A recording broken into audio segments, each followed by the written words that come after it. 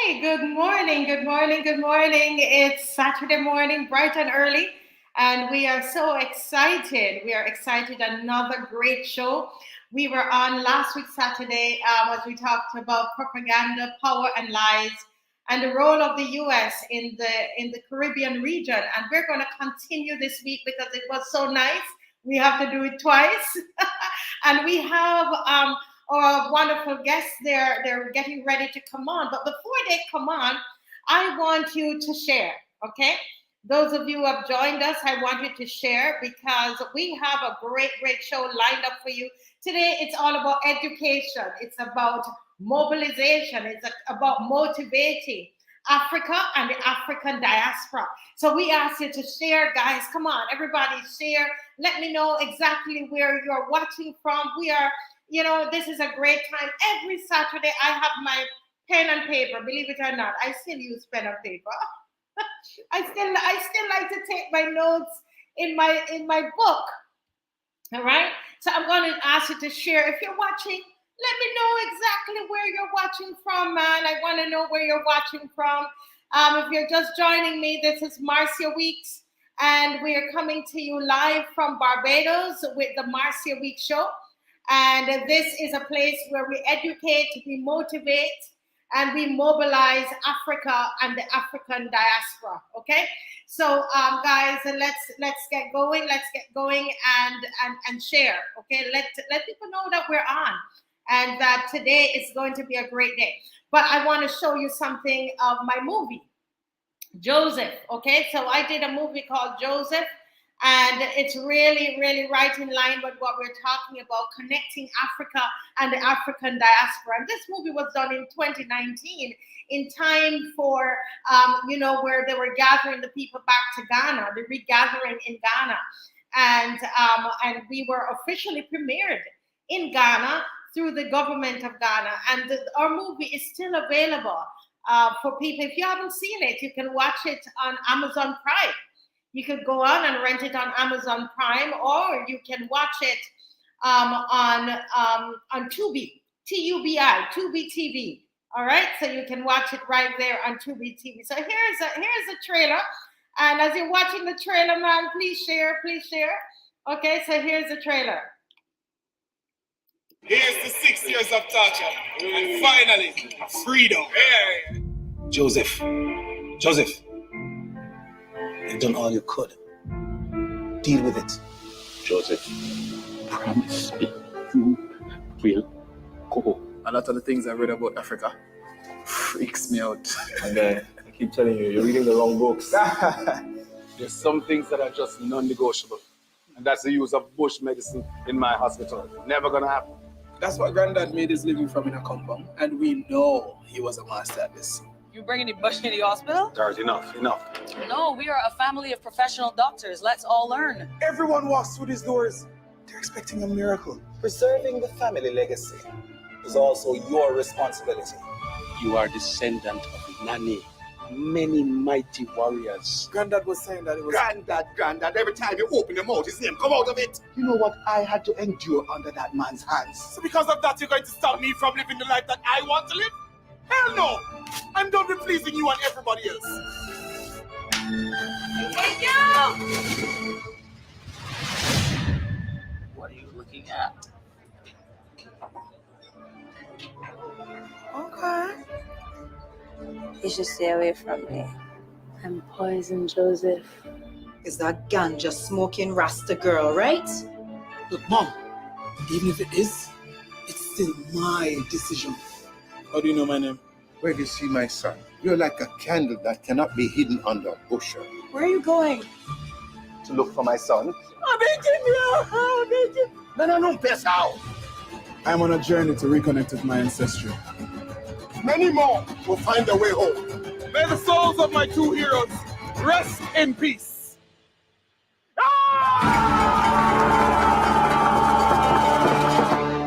I'll be there in Ghana. Meet you. Yeah. That's not how we talk. That's how we talk.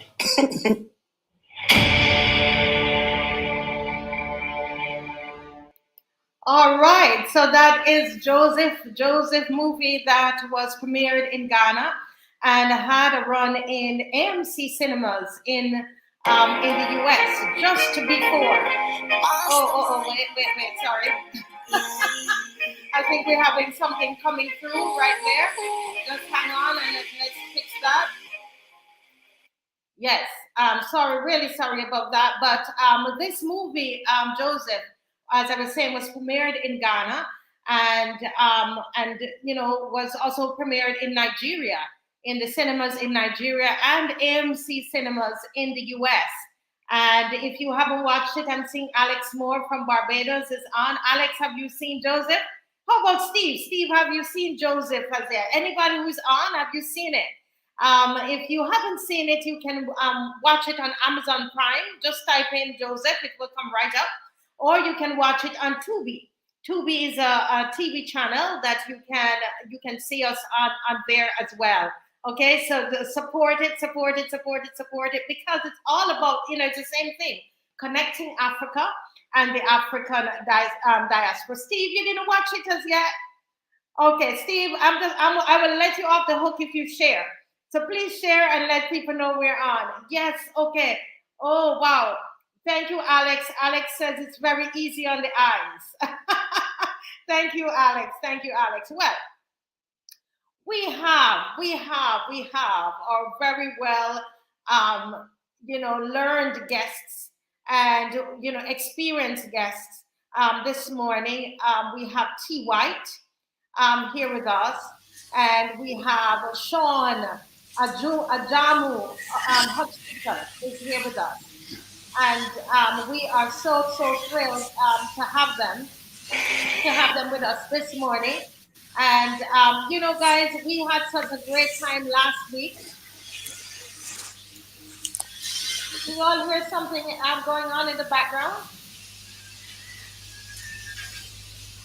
I'm hearing a noise in the background. Trying to figure out where it's coming from. Go ahead, the show must go on. Yeah, you're right. The show must go on. Correct. Well, we're just happy to have you guys here again, and we're getting so many great reviews. About last week, actually.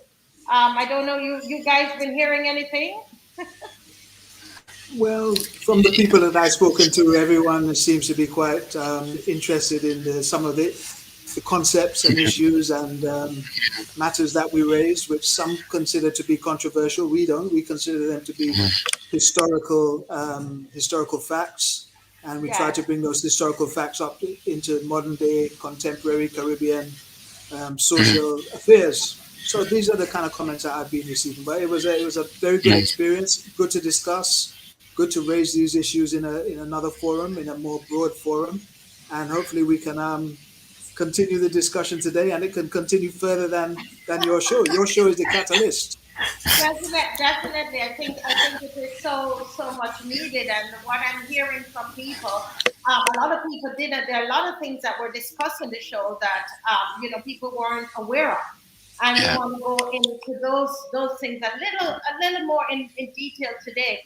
But before we get into some of those matters, we want to let's do some history, guys. And I would like for you to talk about Jamaica, the involvement of the U.S. in Jamaica. White T. What can we talk? What can you tell us about that? Marcia, thank you for welcoming me back this week. My experience with the feedback is that generally people have been positive about the discussions last week, and they think it was very helpful. I think to talk about Jamaica, I think we have to put it in a context, and we have to put the U.S. intervention in the Caribbean region in a context. Like why is the U.S. always intervening in the Caribbean? So I think to do that, you have to understand the history, that intervention is a natural product of the whole project of Europeans leaving Europe and coming into the region and conquering the region and conquering the Americas, including North America, which is a tendency now to think of as a kind of a European land, but it wasn't a European land. It was conquered. And one of the key points that come out when you look into that is what was driving this European invasion of the region, and it is wealth. Wealth. It's as simple as that. Money. And so that's at the crux of everything. And when we talk about it, we need to always bear in mind that that's the issue that's at stake: wealth, and what is going to happen to that wealth. So I remember, if you read some of the early accounts of when Columbus and his people came into the region, the indigenous people couldn't understand this devotion of the Europeans to gold. They were like, what? Like, why do you love this gold so much? It's like there is no inhuman act that you wouldn't carry out. There's no crime you wouldn't commit in order to get your hands on this gold. And in fact, during the fighting that ensued as the indigenous people trying to defend themselves from this onslaught, sometimes when they captured these Europeans, they would melt the gold down and pour it into their mouths. It's like, okay, so you love this gold so much, well, have it. So I think that's the context. So when we come now to speak about Jamaica, I'd start that by saying that I don't know if people are aware that Professor Hilary Beckles has just published another book, which is called How Britain Underdeveloped the Caribbean. And that again is a history, and it looks very specifically at how the British deliberately underdeveloped the Caribbean by basically plundering the wealth that was created in the Caribbean, taking it to Britain to develop Britain. And he talks about this point where the delegation from Jamaica, led by Bustamante, goes to London with the intention of, saying to the British, look, it's 1962, we want to be independent. There's a lot more to it behind that. It's about the federation and so on. But I'll leave that for now. But anyway, he goes to the British and he says, look, you guys have been plundering the wealth out of the region for years. So we want to go independent. We think you should give us back some of this wealth to kind of kickstart us. And then he says to them, in Jamaica in the 1960s, we have enough school places for 7% of the school children. So you have to stop and think about that. So after 300 years of colonial domination, there are school places in Jamaica for 7% of the children of school age. That means there's 93%. There's no school places. Wow. He says we have people who are adequately housed is about 10% of the population. So that's like 90% of people in Jamaica after 300 years of slaving on plantations, working from sun up to sundown, never resting, working 6 days a week. These are the conditions that they are living in. So this is something that is across the Caribbean. It's, of course, the foundation for the reparations claim against the colonizers, that they have to return the money that they've stolen. But it's also to see that the many social, economic problems that we have in the Caribbean have their roots in that plunder. The fact that, it's difficult in many parts of the Caribbean to have a constant supply of clean water. People turn their taps on sometimes. There's no water for days on end. This is not uncommon. And this is in the 21st century. This is in the 21st century that this is happening. Areas in the Caribbean that people don't have access to reliable supply of electricity. These are the basics of life, basics. Um, I remember I was in St. Lucia during the pandemic. The prime minister at the time, Alan Chastanet, came on the TV one night and said, right, we have to go into a lockdown. You're not allowed to leave your house for 7 days. And as a result, the people in Anse-la-Raye, who is one of the small villages in St. Lucia, took to the streets to demonstrate. They said, how can you lock us in our homes? We don't have toilets in our homes. We have to use the public toilets. How can you lock us in our homes? And you have to stop and think. It's the 21st century and people don't have public toilets in their homes. So when we look at the issues in the Caribbean, the many serious issues of poverty, social and economic need, the numbers, levels of unemployment, and so on, we have to understand that this is related to the plunder of the region. So then that brings us to Jamaica, because what you find is there's a choice that governments face in the Caribbean. Either you allow the status quo to continue, in which case the wealth will continue going out, whether it's to the corporations in North America or corporations in Europe, or you say, no, we want to use some of this wealth to address the very many pressing needs of our people. So once you take the second position, then you're in trouble. Correct. You are in trouble because the lords of the universe don't accept that that should happen. And this is what happened to Michael Manley's government in 1972. So Manley obviously came up in Jamaica. He knew the many serious needs that the people of Jamaica had. And he said, we need to address some of these needs. We need to address needs like issues like housing. We need to address things like food security. We need to stop people being hungry. We need to spend our money doing this. And the Americans didn't like it. So in 1975, under Henry Kissinger, who was the Secretary of State at the time, they initiated a CIA program to basically overthrow the Manley government. And so when they talk about overthrowing a government, I'll read something that they said about Cuba. And this was someone, one of the undersecretaries of state in the US. He wrote this in 1960 when they were starting their onslaught against the Cubans.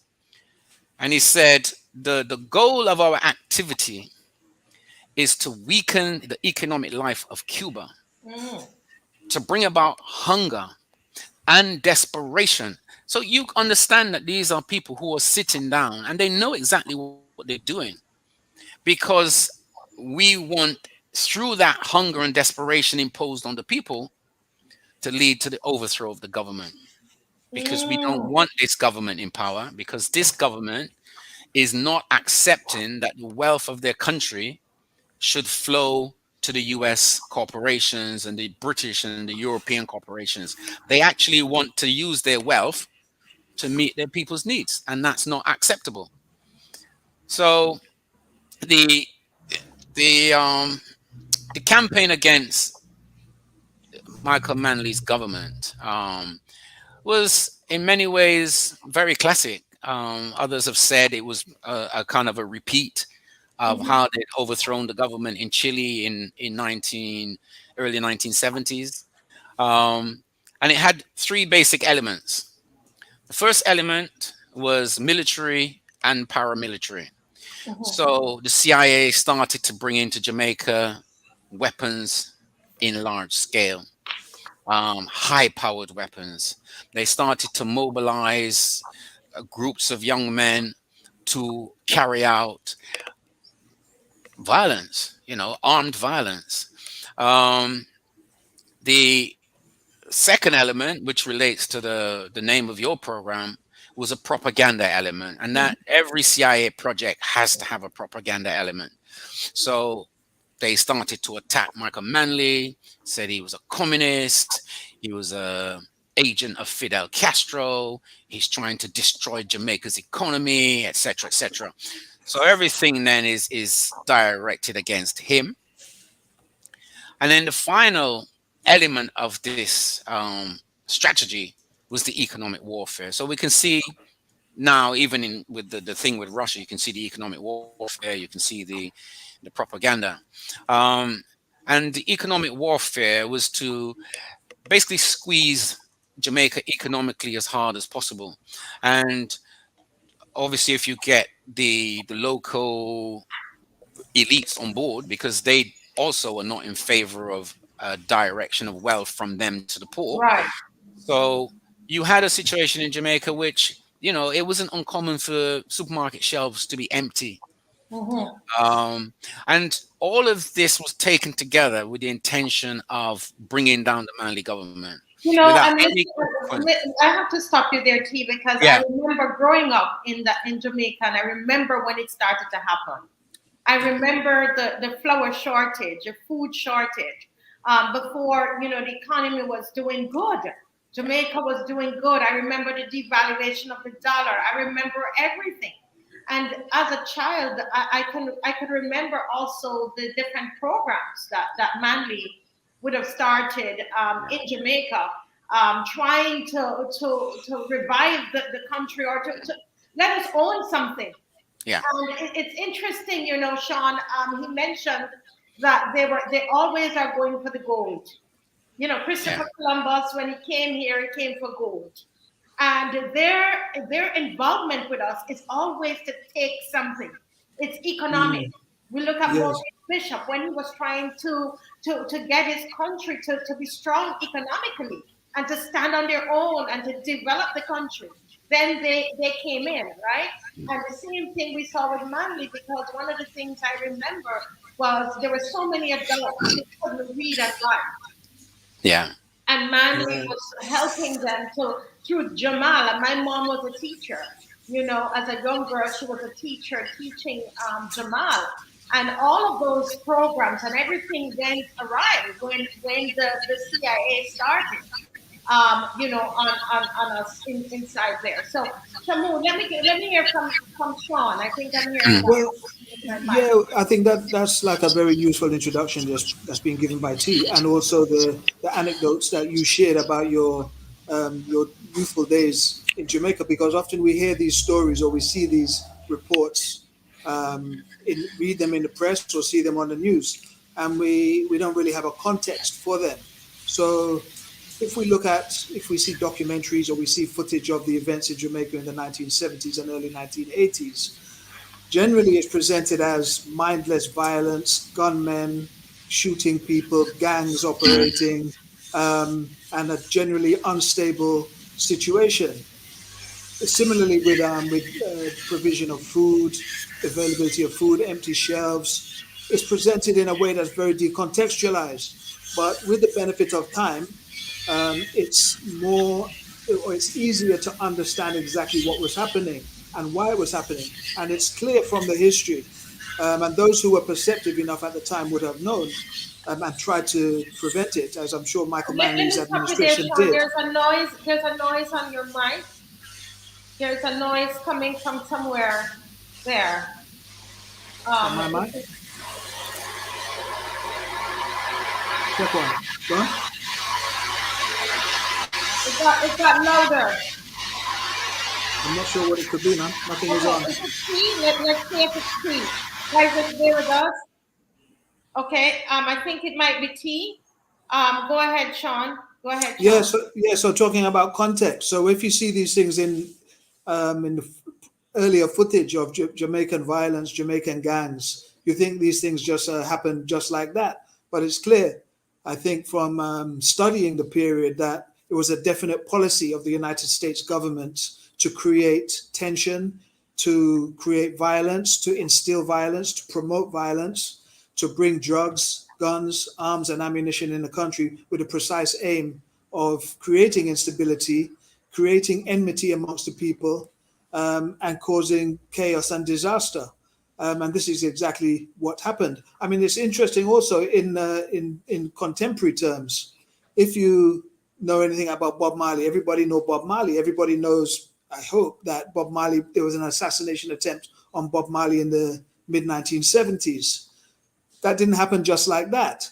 It happened as a result of guns in the country, people being instigated to carry out criminal acts, and a situation and environment and atmosphere of tension. Similarly, talking about contemporary literature, Marlon James's famous book, an award-winning book, A Brief History of 7 Killings, dramatizes this period in Jamaican history.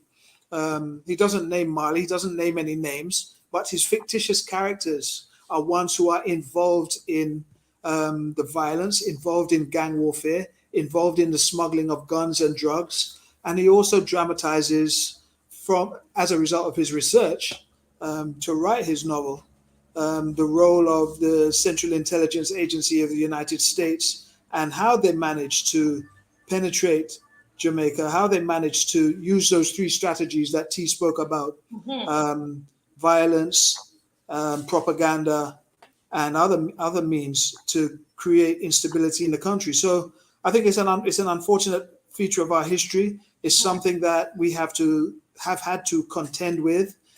Any change that we try to make, any alteration to our difficult economic and political system that we try to make, any attempt we make to embark on a different road, usually they come down like a ton of bricks on us. And I think that's what happened in Jamaica in the 1970s, and the consequences perhaps of that period, some of the consequences of that period are still with us today.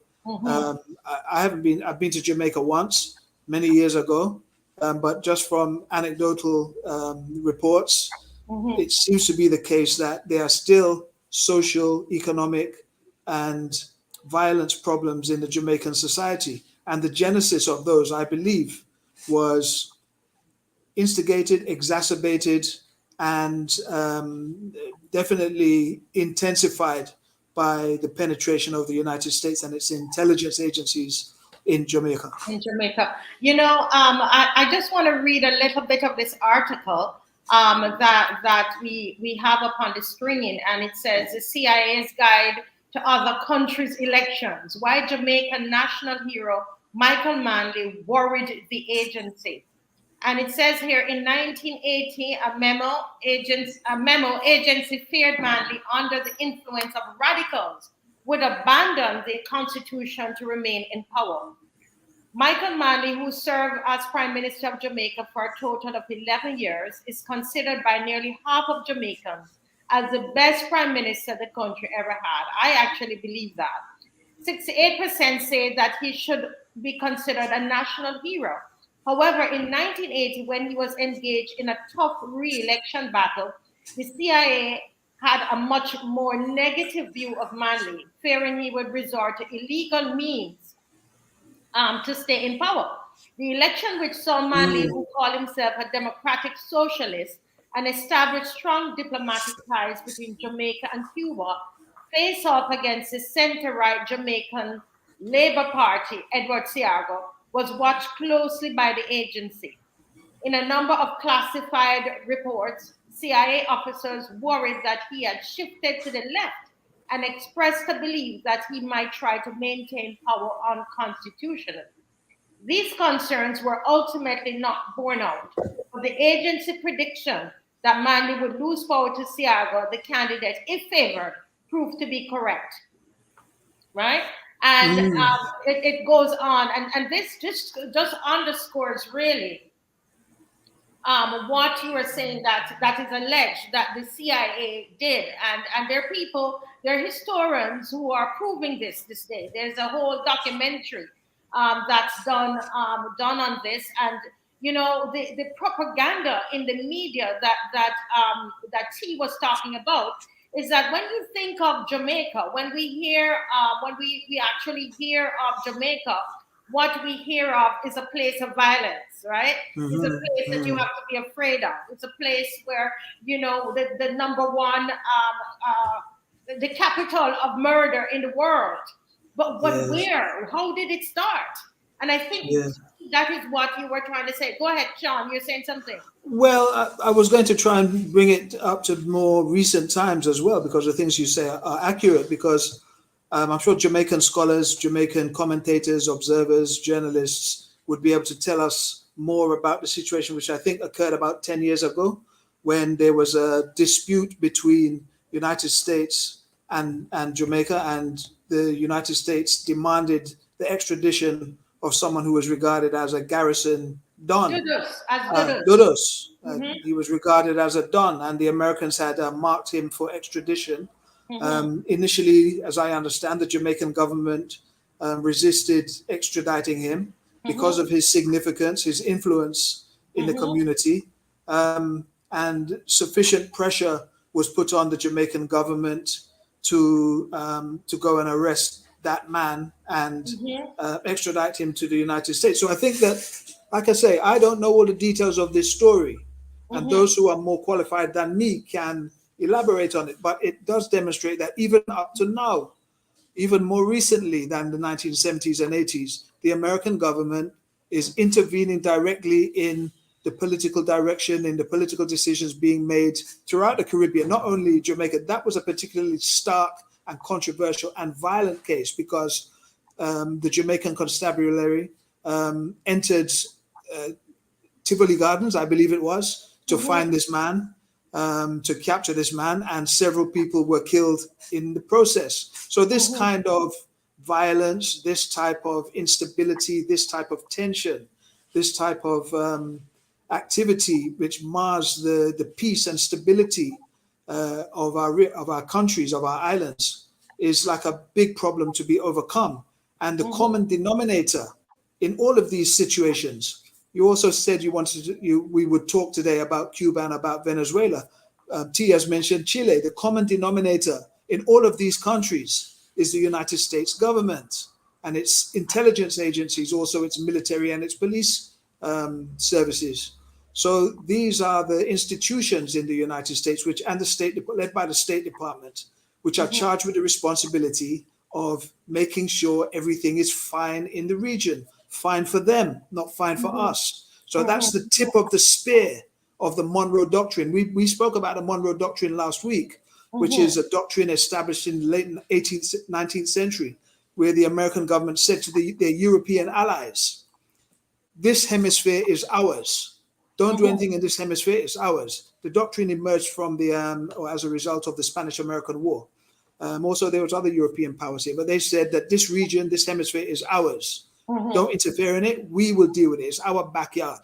And they've been doing that ever since. So this is something that we as residents and citizens of the Caribbean need to take very seriously in order that we can defend our independence, our sovereignty, our right to be, our right to exist. Otherwise, we will be faced with, and in fact, we are faced with right now, today, a situation where the American government, powerful forces, powerful economic forces want to continue to plunder our region, whether by stealth or openly, to dominate us completely, to have us living in exploitative conditions, from which we need to extricate ourselves, to escape from. So we need to be very clear in talking about independence and sovereignty and how we defend it, because at the large level or at the local level, like I say, the common denominator is the United States government. Yeah, I'm so true. And for me as a Jamaican, it just hurts my heart to especially when you travel and people realize that you're from Jamaica. There is, because the media. I think T gave such a powerful and accurate definition of propaganda last week, and I think what has happened to Jamaica, a lot of it is the media. Is what the media has done. So the US, yes, they bring in their military might, but then they have the propaganda machinery to go along with that and to really drive a nation into the ground. And that is what they have done to Jamaica. Now, T, let's hope your mic is okay. But let's talk now. Let's move to Venezuela, because we're setting up something here, guys. So we looked at Jamaica. And actually, let me not forget those who are watching. Hey, Nehemiah, Lupita, thank you for joining again. And he says they use the puppet leaders we have to help them maintain control over the masses. And really, that is what is going on. And it's unfortunate that to this day, this is what is happening. You know, thank you, Desha, for trying to share. Guys, if you're sharing, just type the name of your friend who is on Facebook right there in the comment section, and that will help them to see that we're on. I think this is so important. Wayne is saying, I'm getting so much history. Yes, Wayne. Yes, Wayne. I think this is what it's all about. And thank you. Alex is telling us about a documentary which is called Life and Death documentary. That is on, it's you can get that on Netflix. It's on, and they have, the research has been done about the damage that the U.S. has incurred up on Jamaica. It is there. It is there. And so it, as a Jamaican, you know, it's very hard. I mean, we're trying to take off all of those, you know, that propaganda, almost like it's a garment that they put on us to wear wherever we go in the world. And you know, it's a miracle, guys. Sorry, I'm talking a lot. I'm Jamaican, but it's a miracle, T, that we are still Jamaica, regardless, man. That spirit of the ancestors working with us, the maroon working with us, that we shine everywhere. We go, we take over the Olympics. They can't stop us. We outrun there. Come on, T, jump in here before I take over the show. My mic muted. You might have to unmute. Okay. Yeah. No, I think, Marcia, what you're saying is very true. And in fact, one of the things that I was looking at when I was kind of getting ready for today's discussion was this guy. Let me check his name. Why T is doing that? Yeah, Horace Bartolo. Bartolo. I wanted to give his name because his argument is that, in fact, one of the reasons why the CIA came after Jamaica so harshly was exactly for the points that you were saying. He said Jamaica is a small island of 3 million people, but it has this big influence. It has this big influence through what the CIA called the third world. You know, people are drawn to it. People are drawn to its music. So if you have them breaking off the plantation, escaping, then this is a very bad example. So we cannot allow that to happen.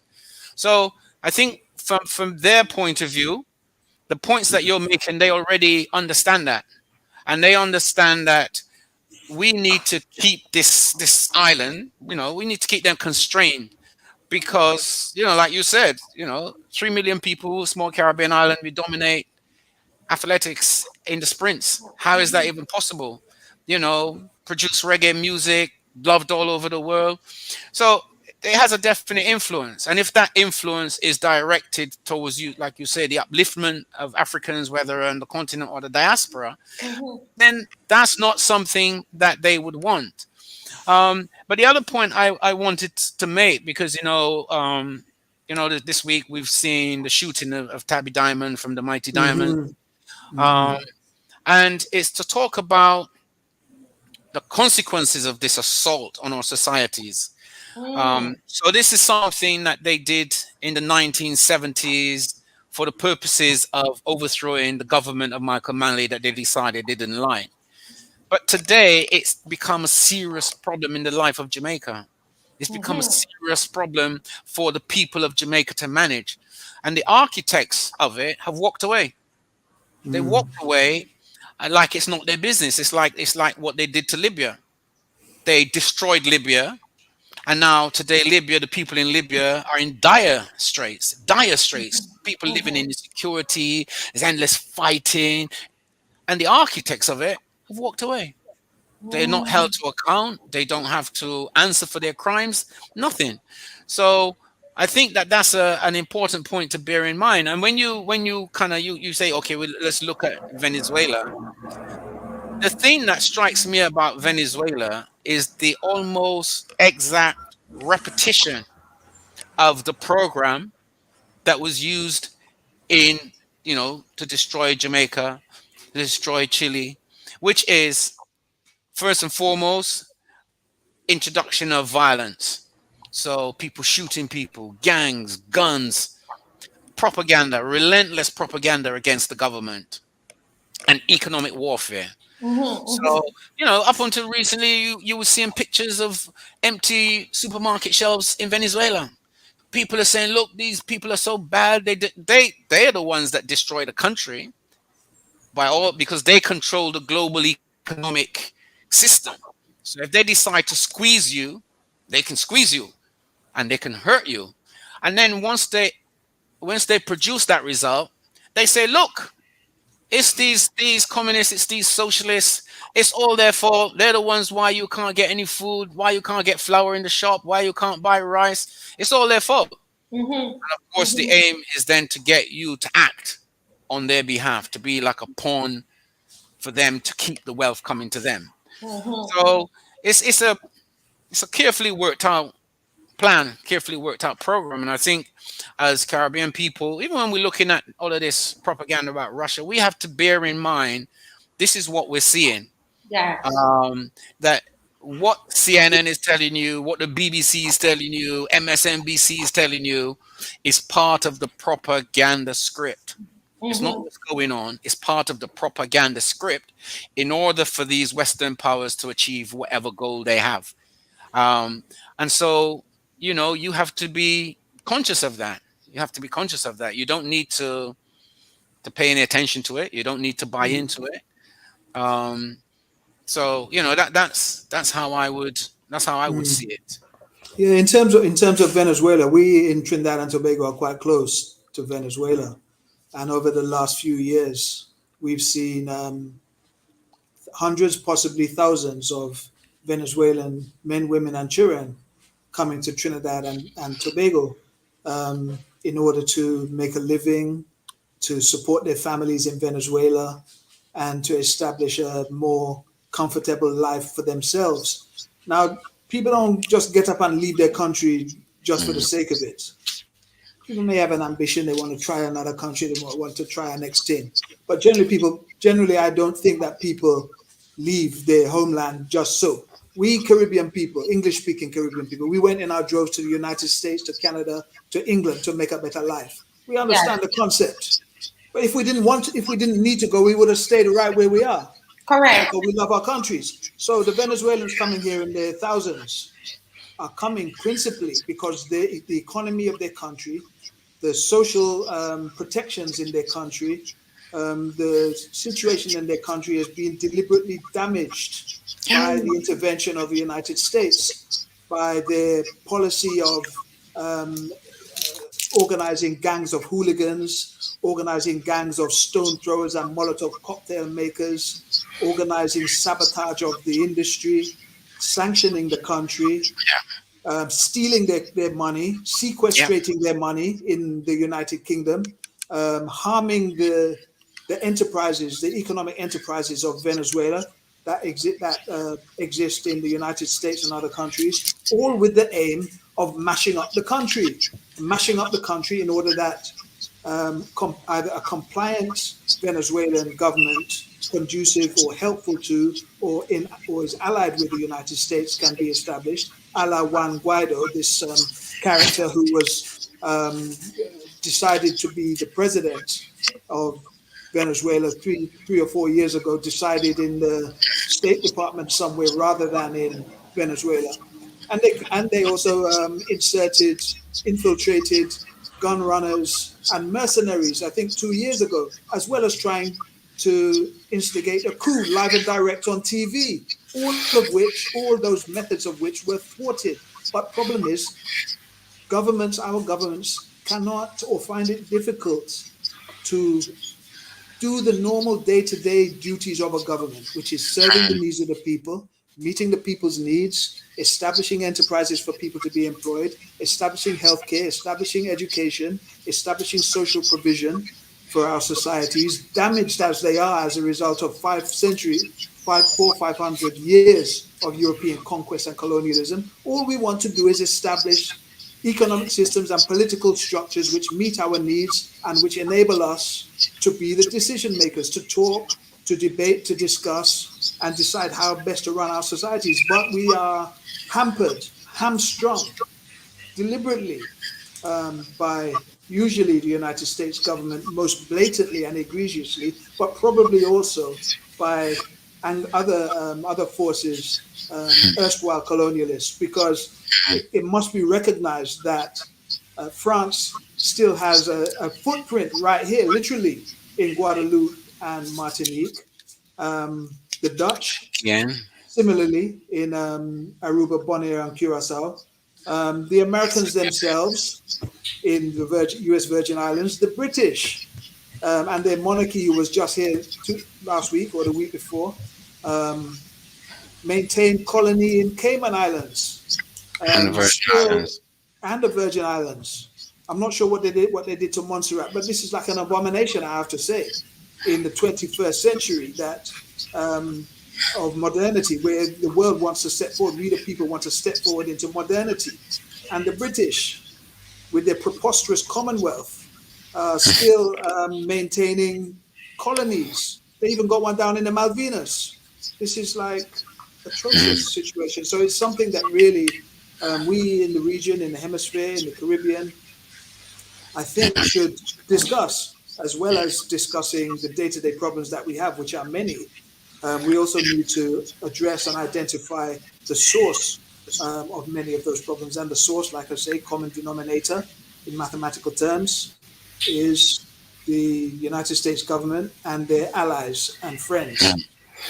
Can I wanted to just underline that point, AJAMU, because I don't know how many people know that, in fact, here in Barbados, from Tuesday, there's going to be what is normally an annual Caribbean Nations Security Conference.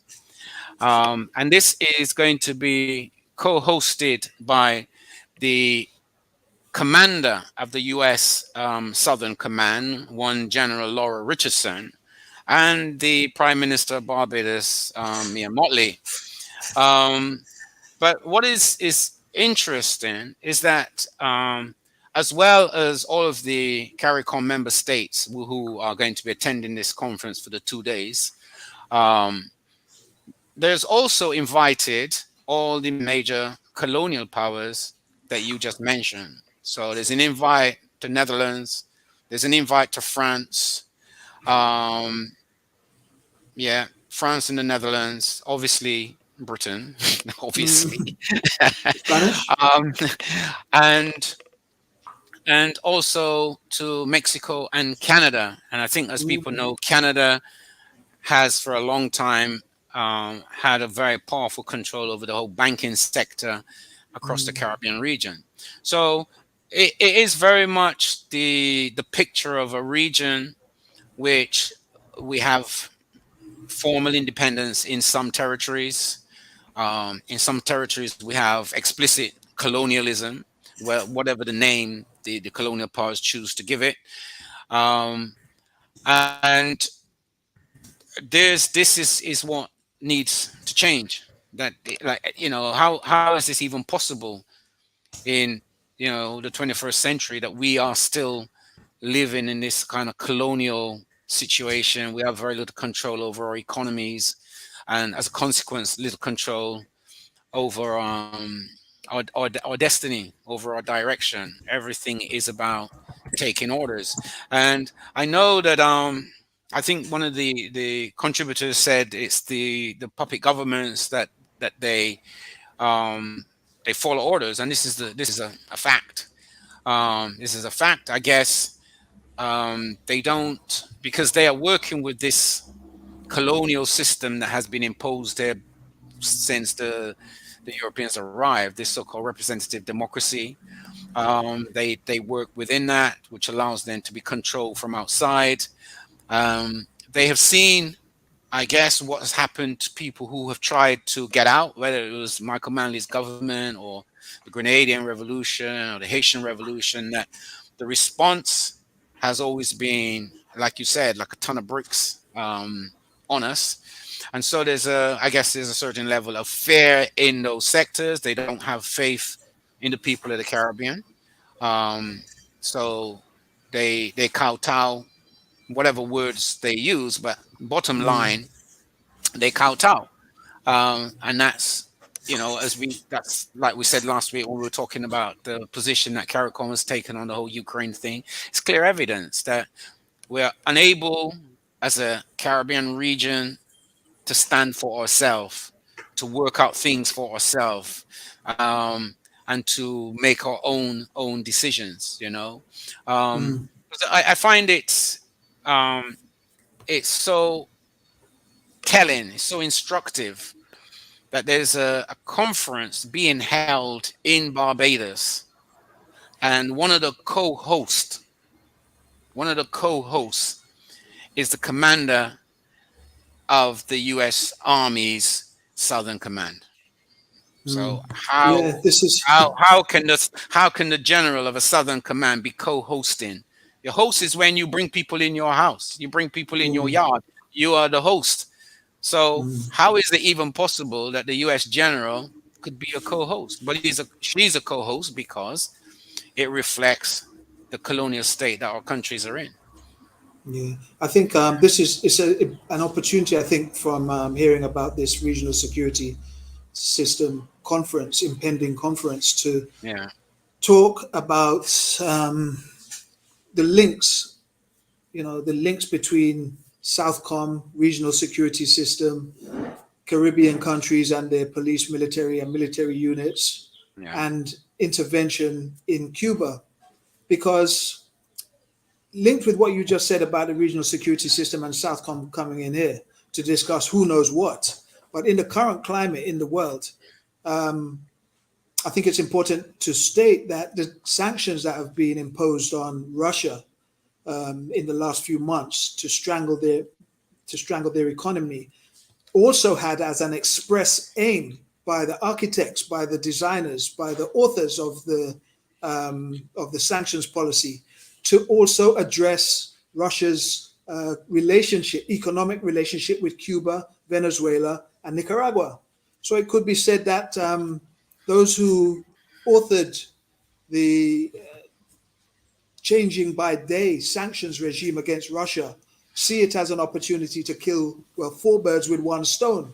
So they're hoping to damage the Cuban economy, damage the Venezuelan economy and the Nicaraguan economy, as well as damaging the Russian economy. And this type of malice and cruelty and wickedness, which, as you said, is designed expressly to create harm, to hurt the economies, and to incite, either violence or destabilization or unhappiness with the current government. So it's something that I think we need to be aware of, because Cuba presents to us like a template for 100 years plus of economic interference, military interference, and political interference, which began ostensibly in 1898 when the Americans went to war with the Spanish to wrest Cuba from Spanish control. In the immediate aftermath of the Cubans themselves in their own nation-building project seeking independence. And since that time, a part of Cuba has been occupied by the United States with militarily occupied with a military training camp, and now a torture center, being used as a torture center since 2001. Previous to that, it was used to warehouse Haitian and other immigrants in transit, I guess, or before returning them to their home countries. So as well as that kind of military and political and economic problems caused by the interference in Cuban history, in Cubans' lives, there's also the financial damage that has been done. And the Cubans have calculated that since 1961, when the sanctions policy, the blockade policy, was instituted by the Kennedy administration, they have lost access to over $100 billion worth of wealth of value that's being created or siphoned out of the country.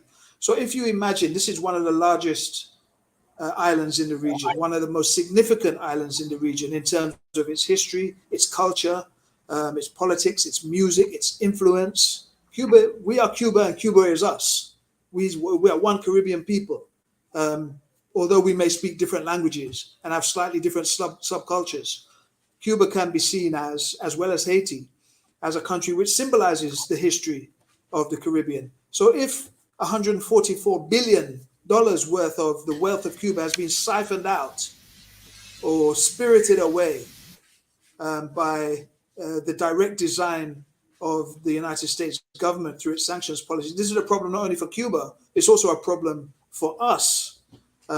Despite that, Cuba has tried admirably to defend their sovereignty and their independence, and also to support us and their neighbors in the region, which they've done through years of support, educational support, scholarship support,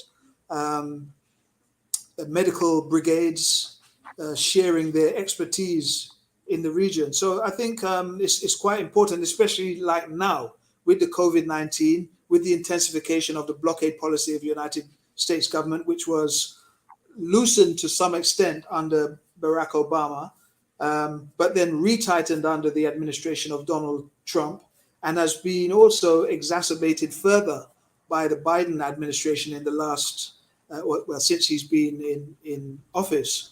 And all this has happened in the midst of the COVID-19 pandemic. So I think that we should support our neighbor however we can. And one of the things that I'm involved in is the Caribbean Network for Solidarity with Cuba. We try to unite our people in the different islands to support however we can, materially or financially or politically or culturally, our brothers and sisters in Cuba. So I think that that's also important to raise. Marcia, go ahead. Is Marcia with us? So the regional security system, which is we've been informed is going to be occurring next week and chaired or administered by a general from the U.S. Southern Command. I think this is something that our journalists in the region should begin to investigate from now, because this is the first I've heard of it, and I pride myself on being a ear to the ground journalist.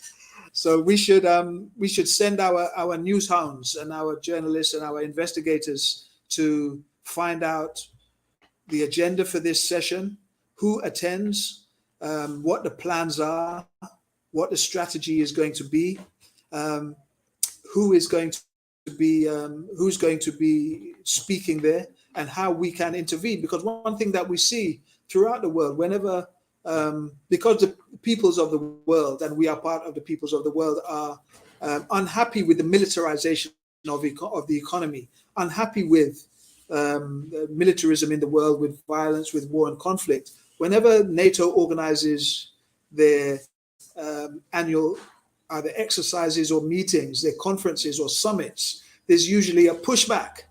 So people who are opposed to militarism, people who are opposed to war, usually push back and say, hold on, we don't really want this kind of thing. It's dangerous.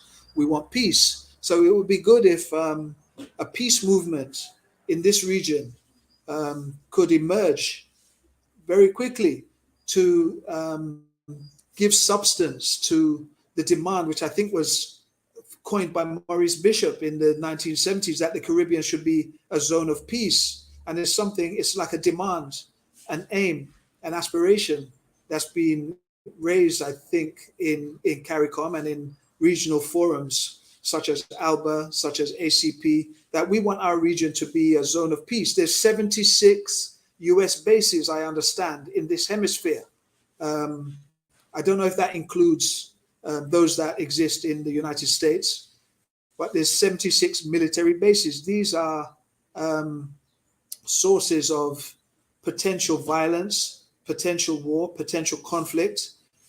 We prefer to live in a zone of peace, and we can develop our countries, our societies along peaceful grounds without having to worry, look over our shoulders to worry whether we're going to be invaded or destabilized, or our economies put under a blockade, harming the interests and harming the ability of our countries, our enterprises, our companies to establish economies that serve our needs. So it would be good, I think, to find out more about the Regional Security Conference. I noticed that we have someone joining us from St. Vincent and the Grenadines. So welcome to that person, and big up to Comrade Ralph.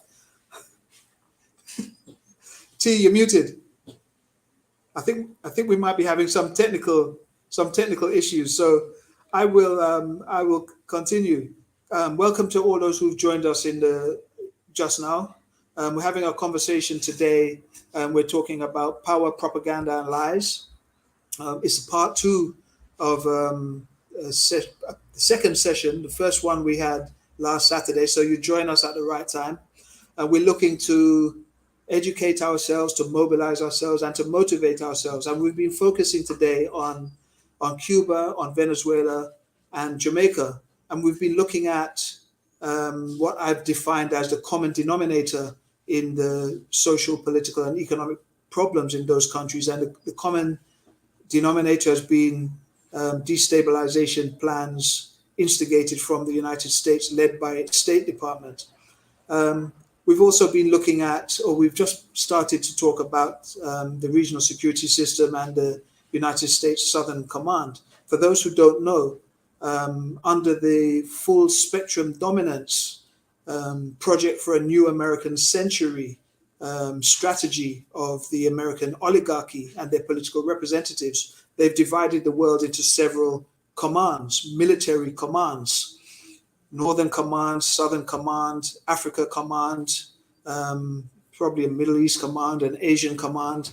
And each of those commands is charged with the responsibility of maintaining order, as they say, in those regions, maintaining order, maintaining safety for the United States to defend and develop its hegemony in those regions. So we have one in this region, the Southern Command, and that Southern Command integrates the police, the intelligence, and the military services of the Caribbean. I believe they organize annual military exercises.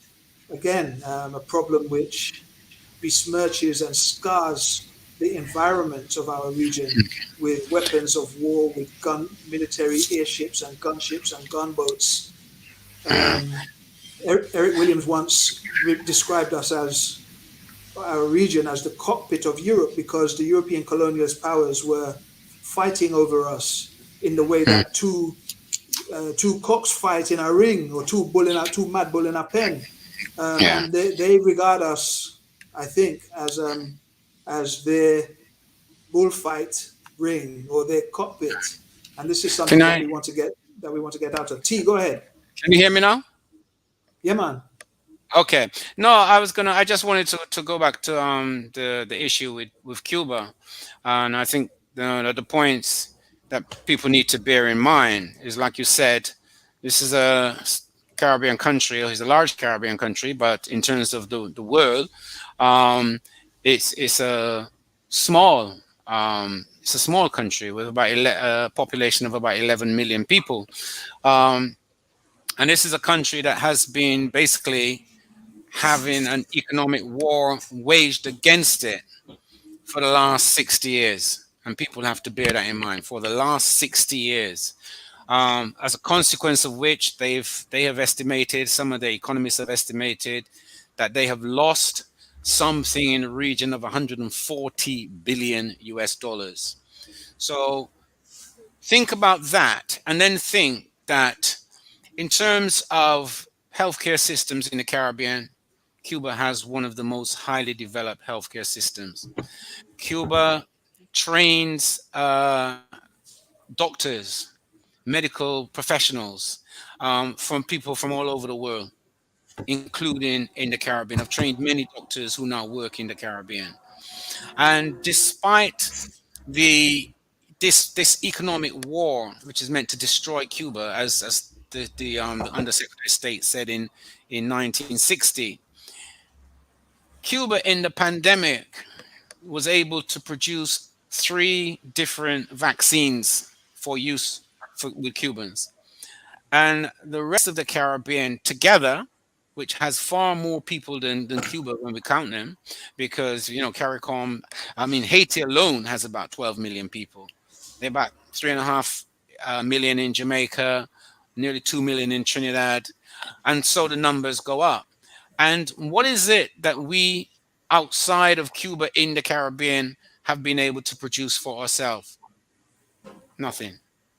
So we find ourselves in the humiliating situation of going around begging people, begging for ventilators, begging for vaccines, So it has to, I think it's something that Caribbean people have to kind of think that this is an unacceptable situation to be in the 21st century. How can we have a dignified place in the world if everything that is essential to us, we have to beg somebody else for? Why don't we have it ourselves? Why don't we produce it ourselves? Why don't we have industries in the Caribbean which make these things? So you have to kind of think like this is not a situation that is acceptable, and it's not a situation that we as Caribbean people can allow to continue. We are being pushed down this alley that your only economic activity is to welcome tourists. You are not to produce anything. You are not to produce anything. You're not to have any engineers. You're not to build and design anything. So the idea is that we don't have any creative capacity. That's the idea. We are only consumers. We're only consumers. We can only consume, but we can't produce. And if we do produce, which is, some agricultural produce, we have to sell these in their raw state. We cannot develop them. We cannot. So this is an issue that we need to address as Caribbean people. We need to address this. And one thing that is clear in trying to address it is that those who have kept us down for the last 300 years or so want to continue to keep us down. And that's why I find sometimes the reparations debate, I don't think it's framed correctly, because I think sometimes those who frame the reparations debate, they frame it as, we want you to pay for the past crimes that you committed. And the implication is that the criminals have stopped their behavior, that they're not doing present crimes. But the criminals haven't stopped. They haven't stopped. They've adjusted how they present themselves, but they're committing the same crimes. So if they're committing the same crimes today, why would they pay you for the crimes they committed yesterday? You have to ask yourself this. So I think for us, we have to understand, do the people of the Caribbean have a right to reparations? Without a doubt. Because the crimes that have been committed against us in this region, the wealth that has been stolen from this region to enrich others, and we always have to remember that, to enrich others. It's not like the wealth just disappeared and it wasn't used.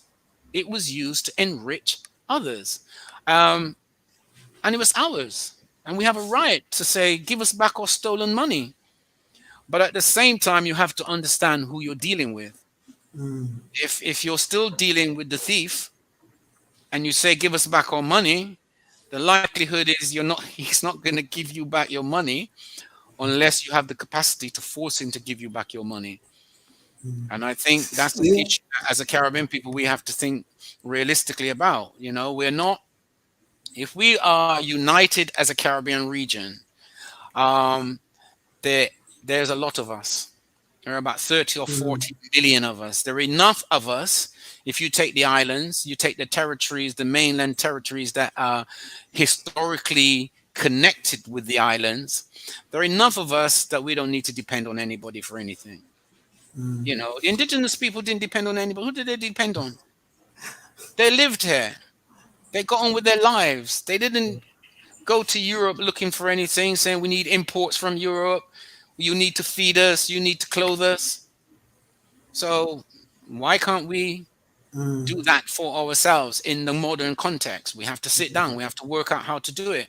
But we have to be clear that who is trying to stop us and who might be able to help us. The very important point that's been made there. I wanted to address a comment that I saw under the screen from one of our viewers, or one or two comments that were made, which seemed to zero in on what you might call the political structures here in the Caribbean region, and who decides whether or not to collaborate with the United States and the Anglo-Americans and NATO and the Europe and the Commonwealth, and how they manage to penetrate here, and whether or not we inflicting the wounds on ourselves. I think this is important to unwrap and explore, because the political processes that exist here was given to us, bequeathed to us by the Europeans. They established a political system to manage their disputes between planters. We weren't entitled or allowed or permitted to participate in those political structures when they were established. Now, the essence of the political structures is exactly the same, in my opinion. It's to regulate differences amongst the elites. So we, I believe, need to transform the situation or discuss and debate an alternative in which a situation can be established where the decision makers are no longer the elites. The political institutions and structures are no longer those that were established 200 or 300 years ago to regulate the differences between planters based on what existed or which they used from what they saw in the United Kingdom and Europe. We need to establish or think about, conceive of decision-making structures which enable everyone to participate, which enable the grassroots to contribute, which enables us all, youth, women, elders, workers, the different sections of the community to participate in the decision making. Then I think if we can achieve that, we won't be pointing out that, well, it's others who was making those decisions, or it's others that who are inviting the Americans or the Europeans in. If we are the ones who are controlling our space, our islands and our region, then we can decide whether or not we want an annual military exercise, whether or not we actually want to be a zone of peace, whether or not we want CARICOM to speak on our behalf, and how they speak on our behalf, and what they say, whether the reparations debate that's being led by CARICOM Reparations Commission is following that process in a way that's strategically and tactically sound. How do they involve us in it? So these are all important questions that need to be raised, I think. I want to add to that, because I think that is a very important point, and it talks about the conception of our future. And I think last week I talked about the way we think about our lives. So Eurocentric kind of view is very much to see your life as an individual, isolated in time and space. And I think a more Afrocentric view is to recognize that we are part of a chain, that, you know, those who have fought all these years and brought us up to here, we belong to them. And coming forward, going into the future, there were others who will look back on us as the ancestors. So therefore, then, what is the conception that we have? In the same way that those who were on the plantations, in the shackles, under the whip, they had a conception that one day we shouldn't live like this. Our future generations shouldn't be in this situation. So we have to act in the here and the now to change that. So then what's the conception that we have for our future generations? What's our responsibility in this here and now? So I think it brings up this issue of what it means to have a democratic society. So the colonialists, you know, the Eurocentrists, they say, well, this is what it is. You have two parties, you vote for them, you put X on a piece of paper, you never ever see your so-called representative again until the next 5 years when they need another X. And all the problems of life that you have are left. They're not addressed. So it seems that you can't have a society that works in that way, not a modern society. And that's why across the Caribbean, we are confronted by the ills and the stresses that emerge from that kind of dysfunctional society. So the thing that we then, I think, need to think about is this fundamental concept that comes from Africa, which is that as human beings, we are social beings. We have an individual existence, but we belong to society. And therefore, there's a relationship between me as an individual and the collective as a society. And so, as an individual human being, you know that you cannot survive. So the society must take responsibility for your well-being. It must. And therefore, as an individual, you know that since the society is taking care of your well-being, you should look out for the society. Because if the society is harmed, you yourself will be harmed. So this is a fundamental concept. So I think when we look at it from this point of view, then it becomes clear that we need a society in which, first and foremost, everyone has a right to a livelihood. Everyone, without a shadow of a doubt, because all these other rights don't mean anything if you don't have any source of income that's regular, that's reliable, and that allows you as an individual member of that society to meet your needs. So then the question is how we have to work out how to do it. But the fundamental principle has to be, it is necessary. It's a necessity. And that as well as having that right to an income, to a livelihood, you have a right to a livelihood, you have a right to participate in the life of the society. You have a right to take part in the decisions that affect you. You know, not is enough of government ministers standing up and declaring, right, you know, you have to be vaccinated for COVID, and if you don't get vaccinated, you're going to lose your job. Is that what people think? Has that been discussed? Who gave you the authority to say this? So I think that we have to have a conception that goes beyond what the colonial powers imposed here for their own interests. They didn't impose it here to serve our needs. For the most of the time, the system of the so-called representative democracy existed in the Caribbean. The vast majority of people were not allowed to participate. For a big section of the time, we were not even viewed as human beings. And then when they said, well, okay, all right, maybe you are human beings, we were told, but you need 12 acres of land to be able to even vote. So since you had just been owned by somebody else, you didn't have 12 acres of land. And it's only in the 1950s, people have to understand this, these people came to the Caribbean in 1492. So this is nearly 500 years under their system of representative democracy before the majority even get the opportunity to put an X on a piece of paper. And they want to tell you, this is a democratic society. This is what democracy looks like. So I think we have to have a broad conception. Yeah, can I ask a question there? And I mean, these guys are just so able that they're able to carry on. I'm having tons of technical issues, and they have been. I mean, this is it. I tell you, they're the best. But guys, I'm listening to you, and I'm wondering what role, in terms of our leaders, our Caribbean leaders. I see some of the comments here that people are saying we now need to look at the leaders that we have in place now, and we look and we see our Caribbean, the CARICOM has issued a statement about the present war. And my question to you really is, do you think that our leaders really see any connection with what's happening with the Ukraine-Russia war and what has happened in the Caribbean? Do you think our Caribbean leaders, they're seeing any kind of connection there? Who knows? Who knows, Sister Marcia? Who knows? I mean, they obviously decided that someone decided for them, or they decided independently that they wanted to take a stand on this particular issue.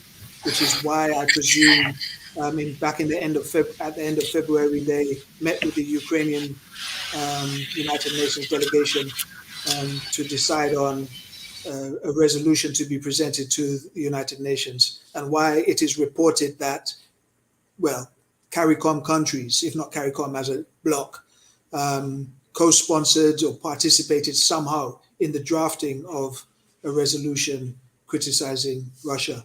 So there must, someone in the leadership of CARICOM must be, or some group in the leadership of CARICOM must be deciding that it's significant and important. And it's important for us to recognize what's going on, because from where do the CARICOM leadership get their legitimacy? From where do they derive their authority to do this? Obviously, they are prime ministers or presidents, and they derive a modicum of legitimacy after elections. But other than that, where does their authority and legitimacy come from? And on what basis do they carry out their apparent mandate? Because after they've been appointed, after they've been elected, it's very rare that we see either the leadership or the local representatives to discuss anything with them, to discuss potholes in the road, whether electricity exists, or whether our transportation is working. We have a problem, or have had a problem in Trinidad and Tobago, of transport between the two islands. Who do we go to discuss these things, let alone to discuss grave international matters? So where do they get their legitimacy from, and how can we address that question in order to appoint or elect or select leaders from amongst ourselves who are legitimate to us, who derive their authority because we selected them. We selected them. No one told us you can have two candidates from whichever party. You can have one of them. Choose one. We want to be able to decide ourselves in our communities, in our town, in our village, who should represent us. So if we look at this on a broader scale, you're talking about CARICOM and Ukraine. We don't know on what basis, unless you go to the CARICOM website and you see some information about the media releases and you see what they've been doing. I don't know why they're discussing Ukraine. I don't know why it's so significant to them, Ukraine specifically. There's problems everywhere in the world. CARICOM could talk on any one of them problems. Why do they want to talk about Ukraine?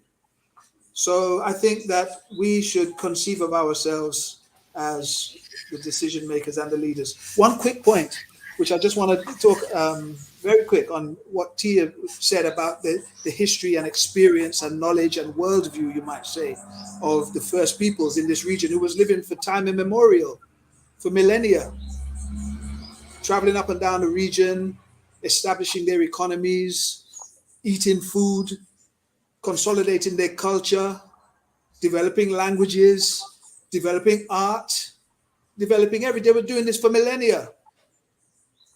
We have the experience of that to look to. We also have the experience of the resistance of the first peoples. We have the experience of the resistance, individual and collective, of the enslaved Africans, of the people who were trafficked here, either as indentured laborers or slaves. We have that experience. We have the experience of fighting for our rights after emancipation. We also have the experience as workers in the 1930s principally, but probably those are the ones we know of each rebellion that's taken place in each island, in each country. We have that experience. We have experience of 1970, 1979 to 1983. Yeah. All this is our experience. This is our thought material. This is our Caribbean people's thought material. We can draw on it. We don't need to look to Europe. We don't need to look to the United States. We don't need to look to Eurocentric, outdated, unrepresentative philosophic conscience. We have one ourselves. If only we look to it, decide on it, discuss and debate it, and go forward on that basis. So that's an important point I wanted to make as well. Got you, Marcia. Or T, you're muted. Selector. Marcia. Okay. Yeah, Marcia, I just wanted to respond to your question. Like, what is in the minds of the CARICOM leaders when they make these decisions. So obviously, you know, the way the global system works is not very different from the way the local political system works, which is that the people who have the clout put pressure on people down the chain, threaten them, bully them, and will normally get their way by using these methods. You know, it's kind of like gangster type methods. If you don't do X, we will do Y, and you will really suffer. So I think there is to me, that seems the most rational explanation, because as AJAMU said, there's all kinds of things going on in the world. You know, I don't think that, I mean, the war has been going on in Yemen. The war has been going on in Yemen for like 7 years, and I don't think that CARICOM has ever issued a statement on it. So it's clear that this particular war between Russia and the USA considers it something of its vital interest. It's very agitated by it. And its policy towards Russia is to try to isolate Russia and stifle it. And therefore, if you want to isolate somebody, you have to try and get as many people against them as you possibly can. So they will come knocking in their backyard, as they call it. You know, they'll come knocking in their backyard. And I'm guessing that those who are involved in CARICOM either didn't have the spine or the courage to say to those who came knocking, nah, that's not really in the best interest of CARICOM. You know, this is a fight between you and Russia in Eastern Europe. So we're gonna stay out of that. So that to me is what makes the most sense. But it you know, you would have to ask them why they did it. I've had discussions with some of them who said they did it because they think that the Caribbean, we are small countries, and so you have to defend the Charter of the United Nations, otherwise we'll be attacked, which is a very odd argument because it's never stopped us being attacked before. So that I think is one point. But the other point I wanted to raise about, which is this issue of authority and legitimacy, and these people who govern over us, you know, where does it come from? So, as I said previously, if you look at the history of that system in the Caribbean, I guess the first starting point would have been the slave masters, because it was their system. They're the ones that set up these parliaments and everything. And I'm guessing their general attitude would have been, well, you're an African, so you're not really a human being anyway, so you're not entitled to participate. And then when we got past the period of open slavery, they would have said, well, you know, you don't own anything. You don't have any property. You don't have any money. So you're not entitled to participate. But it didn't mean that they didn't have authority. They still had authority, because they could still kill you as an enslaved African. They could shoot you like they did during the 1930s with the workers' rebellions, then put you in prison. So they still had authority over you. And they would have their own reasoning as to where the legitimacy for that authority comes from. So obviously when they conceded universal suffrage, so okay, once you get to a certain age, yeah, we accept you're a human being and we know you don't have any money, but you can come along every 5 years and put this X on this piece of paper. So then the neat trick is that the authority that they had from the 1620s has suddenly now, according to them, the legitimacy comes from the X that you put on the paper. So now their authority, which has been existing in the Caribbean from the time they arrived with Columbus on his boats, all of a sudden now, in the 1950s, when you get to write an X on a paper, now they tell you, okay, well, this is where our authority comes from. You came in the voting booth and you put this X, and therefore we have the authority to make decisions. I want to say a few things about that. Now, I don't know how many of you even look at the constitutions of your countries, just to sit down and read it. Like, what does the constitution of your country say? So I've looked at the constitution of Barbados, and personally, I looked at the constitution of Jamaica and other countries across the Caribbean. A number of things that struck me. One thing was that they look pretty much like a copy and paste job. Like someone in the British colonial office had a template. So when people went up to London to get independence, they'd rub out Jamaica, they'd write in Barbados. They'd rub out Barbados, they'd write in Trinidad and Tobago, right in Guyana. And so it went on. But when you look at that constitution, and if you look at some of the oaths that are enshrined in the constitution, these ministers have to swear to keep the things they discuss secret.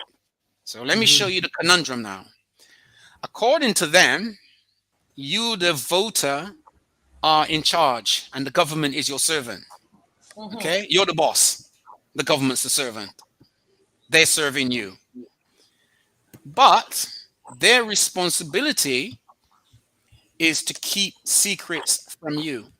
So you stop and you ask yourself, has there ever been any working environment that you have been into where one of your responsibilities as a worker in that environment is to keep secrets from your boss? Ask yourself this. Because it tells you that the relationship between you and them is not, you're not their boss. You are not their boss. The authority that they have rests on the system that was established when they came. That's where their authority comes from. And it's not any different today. So the issue is, how do we find a way out? That is not a system that works for us. It disempowers us. It marginalizes us. It makes the problems that we have not get solved. Like we were saying earlier, we have people in the Caribbean in the 21st century don't have a toilet in their house. Wow, in the Caribbean. Yeah, there are people in the Caribbean in the 21st century cannot have a regular supply of water coming into their house. You have people who don't have access to electricity.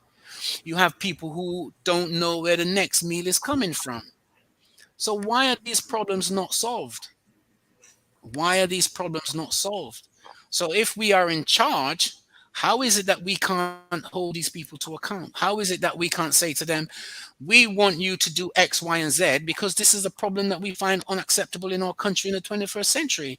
And we will call you back in a month's time for you to tell us what you've done so far. And if we don't like what we've done, we'll fire you. You can't fire any of your representatives. You have no authority. No elector into the system of represent has any authority to fire anybody. They say to you, wait for the next 5 years.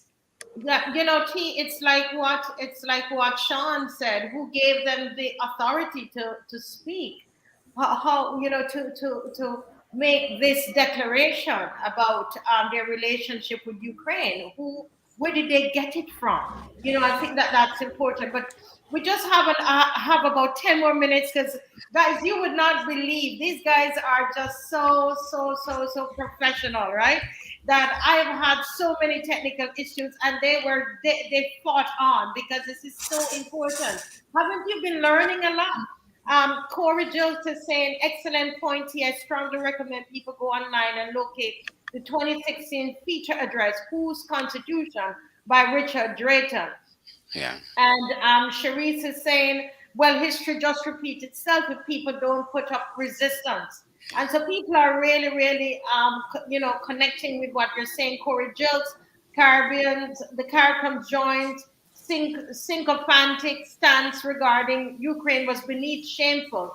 Doubly so when they did not ever jointly condemn the West's routine violation of the international laws they themselves have written.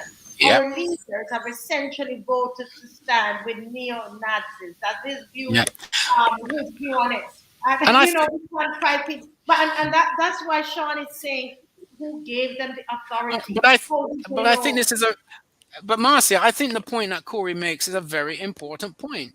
That here we have CARICOM, a region where, you know, the vast majority of us either of African origin or Indian origin, and our leaders make a stand in defense of people who are literally taking black people off buses, literally taking them off trains, telling them you can't get on this because you're black.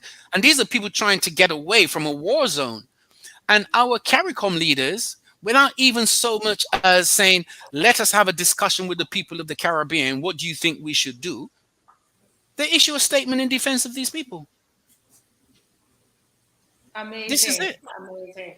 Amazing. Sean, guys, we have about 5 minutes left. So I know we wanted to talk about the RSS and you know, the SOUSCOM. And because a lot of people, including myself, I only learned from you guys last week that we, in essence, have a NATO. And I would love if you could just, because should I even touch this? Because this is going to go on. But I want, guys, did you know? Let me ask every people who are watching. Did you know we have a NATO here as well, and that we are connected? That's backed by the U.S. and Canada. And they, you know, we have a partnership with the USA and Canada to protect us. Did you all know that, guys? You know, let me hear Mr. Shaun. Shaun, can you give us a few words? Yeah. Well, I mean, this is the reality. This is the reality that we're living with. There's a regional security system, which is what do you call that? A military collaboration between the United States and countries in the Caribbean.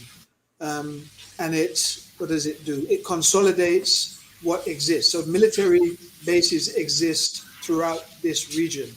There are the US military bases, French military bases, or British military bases within the islands and within the continent, the continent of subcontinent of South America.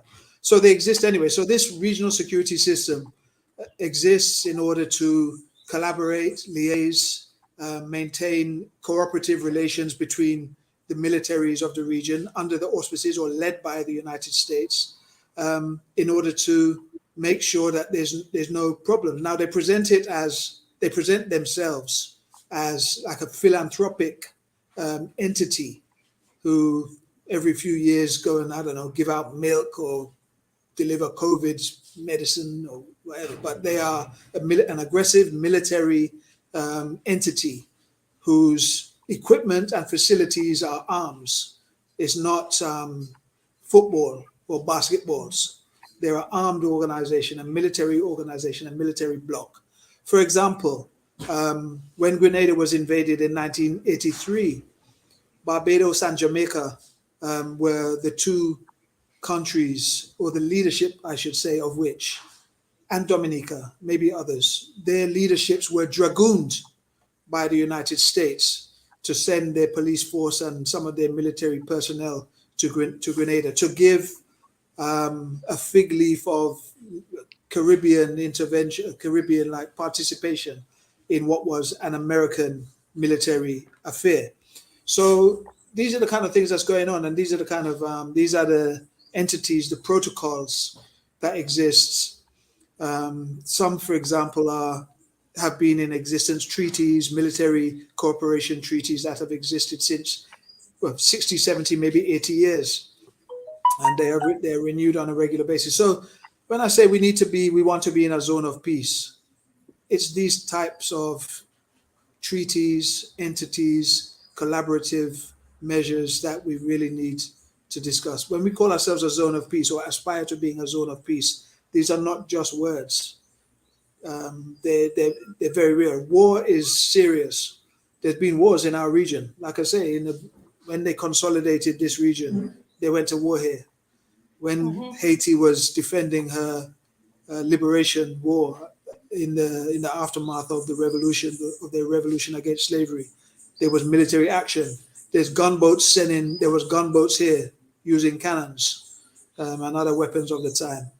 So when we say we want a zone of peace, is something real, something serious. So those are the things I wanted to say about that. Yeah, I just wanted to add to what AJAMU was saying. I think the point that Earl made last week when he was here, that the regional security system was set up in response to the Grenada Revolution, Right. and it was an instrument to try to make sure there was never ever another Grenada Revolution. So to me, if I take it back to the slave plantation imagery, it's like some of the enslaved people have escaped off the plantation, so you have to go and hunt them down and drag them back. But now you set up an organization and an instrument to make sure none of the others escape again. And I think that's what the regional security system is about. It's about making sure that we don't have another Haiti, we don't have another Cuba, we don't have another Grenada, we don't have another outbreak of our people struggle to be ourselves, to be in charge of our own lives. That is not going to be allowed. And of course, the militarization of the Caribbean is something that has gone on for years. The British and the Americans have naval forces in the Caribbean, say they're quote unquote fighting drug trafficking. The DEA has been in the Caribbean for years. But so the question again comes up, well, even if there is drug trafficking in the Caribbean, what's it got to do with you? What's it got to do with you? You don't think there's drug trafficking in Europe? Is there a Caribbean military organization in Europe trawling around looking for drug traffickers? So it's this colonial problem that we have, that they are determining for us what our lives will be. It's still Massa is still in control. And it's something that as a Caribbean people, we have to find a way out of, because it's not a sustainable future for us. It's not a sustainable future for us. We have to find a way out. We have to discuss. We have to open serious discussions with each other. We have to think about moving beyond the limitations of this kind of Eurocentrism that has been imposed on the people of the Caribbean. It wasn't here before they arrived. Amongst the indigenous people, there was no representative democracy. They didn't have that. They had their own systems to sort out their problems. For Africans who were grabbed and brought here against their will, many of them didn't come from any system of so-called representative democracy. In fact, if you look at some of the work that's been done recently on, investigating African political cultures, some of these societies were very democratic, highly democratic. Everybody would take part. And I mentioned last week, like even the whole culture of how we discuss things is very important. Their system is about adversarial. You here and I'm opposed. But how does that solve problems? How does that solve problems? So why not have a system that says, okay, this is the problem we're trying to solve, put it on the table, and let each person say what they think. How do you think we could solve this problem? And then let us try to unite, not to be fighting against one another, because if the problem is a problem in society, it's of interest to all of us. All over the Caribbean, we have a problem of crime, of violence, of people killing each other. Okay, how are we going to solve this? So according to them, the way you solve it is by more police, locking up more people. The United States of America, which likes to present itself as the land of the free, has the highest percentage of its citizens imprisoned. Bear that in mind. Highest percent of its citizens in prison. Many of traditional societies had no prisons. They had no prisons. They had no mechanism for locking a person up, but they functioned. How is that possible? So these are the kind of discussions that we have to go into. But we have to break from the idea that this Eurocentric framework is the be-all and the end-all. We have to break from that. And then we have to think based on, as I think AJAMU said earlier, our philosophical experiences, our creative experiences, our thought material. How is it we want the Caribbean to be? A Caribbean for everybody, not just for the few. Wow. I mean, guys, listening to you, I realize, you know, that really and truly nothing has changed that much. You know, we're still under colonialism, neo-colonialism. The propaganda is still this day is continuing. If you ask any a majority of Caribbean people about Castro, they will hold the view of America. Yeah. They hold the view of America about Venezuela. They hold the view of America about what happened in Grenada. They hold the view of America about Jamaicans. You know, it is what America has given us, you know, through their propaganda machinery about who we are. They have actually told us who we are and who we are to befriend. So if you befriend Cuba, something is wrong with you. Who said it? America said it. Yeah. You know, so they're basically they have dictated our relationship with each other, how we relate. Just listen to you guys, this is what I'm deducing.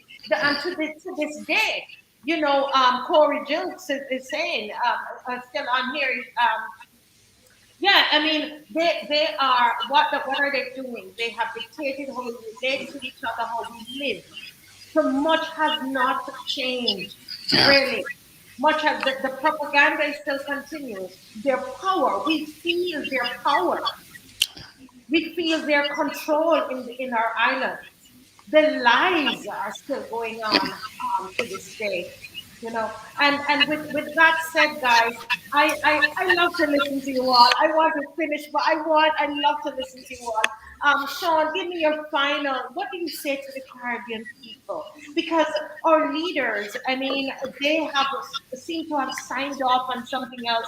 You know, they've gone off on a transit, on a blessing. Yeah. Well, You know, we have to perceive of ourselves as the leadership. We have to perceive of our legitimacy, our authority, of our capacity to lead. So we have to conceive of it, understand it, and put it into action. Make it real. We have to make it real. We can't rely on anyone else. We can't rely on the current leadership. We have to say we are the leaders. We have views. We have ideas. We have our thought material.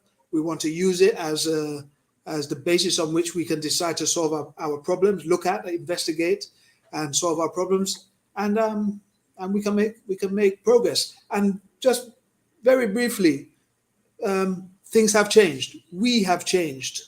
Our consciousness is strong and developed. Our knowledge of the world that we live in, our knowledge of science, technique, the society that we exist in, the society that we're building has increased, is stronger. We are more aware.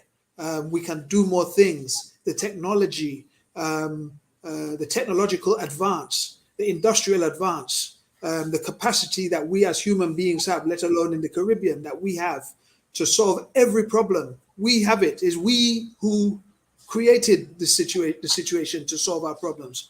At the moment, it's a few, the oligarchy, you might say, they're holding on to everything.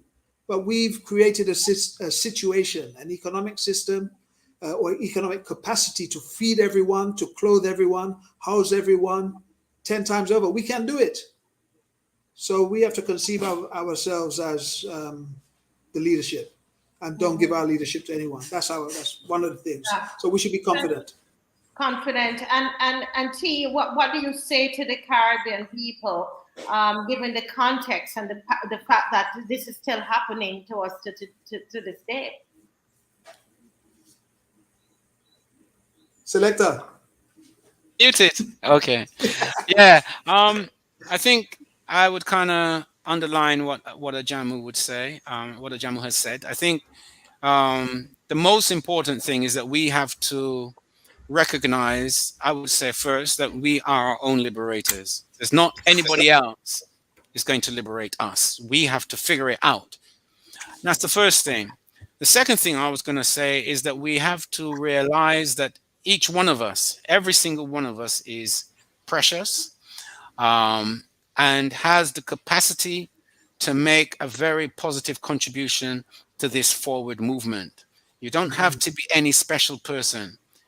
When Marcus Garvey started out, he was just an ordinary person. Malcolm X was just an ordinary person. Bussa, Nanny Gregg, you know, Nanny of the Maroons. These were just ordinary people who decided in the context of their time, this is not okay. And I am not going to accept it anymore. And that's it. And I think that's my message. Like, we are the force to free ourselves. We have to rely on ourselves. We have to get rid of this idea that somebody else is going to liberate us, because it's not going to happen. And we have to think for ourselves. We have to think for ourselves. And we have to have the belief and the confidence, each one of us and collectively, of having the ability to make the change that we need to see. And that's Right what quick. Yeah, man, big up. Right quick, Selector Marcia.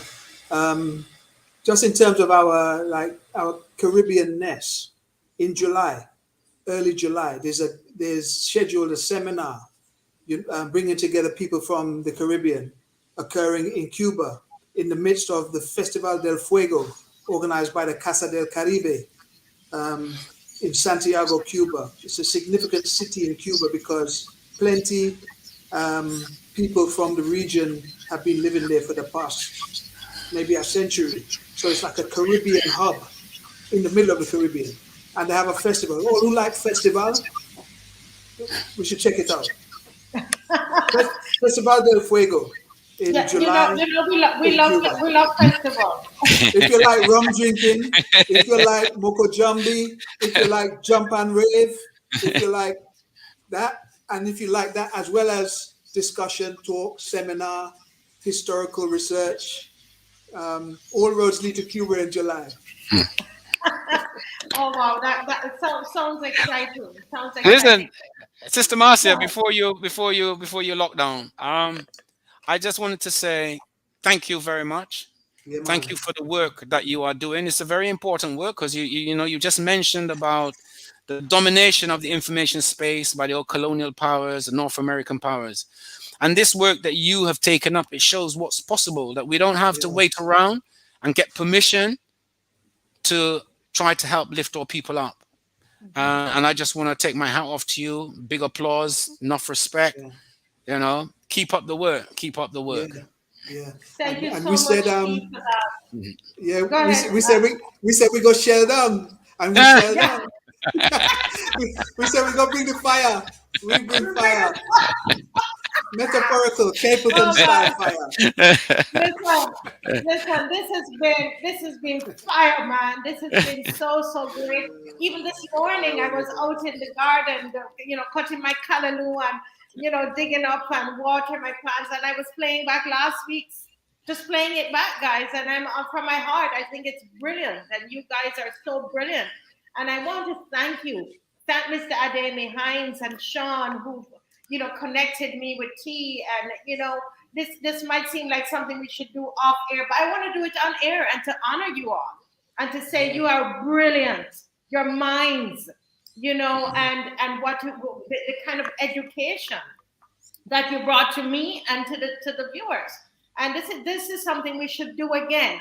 And I apologize to everybody for the technical issues that we had today. We don't have any control over the internet. I pay my bills,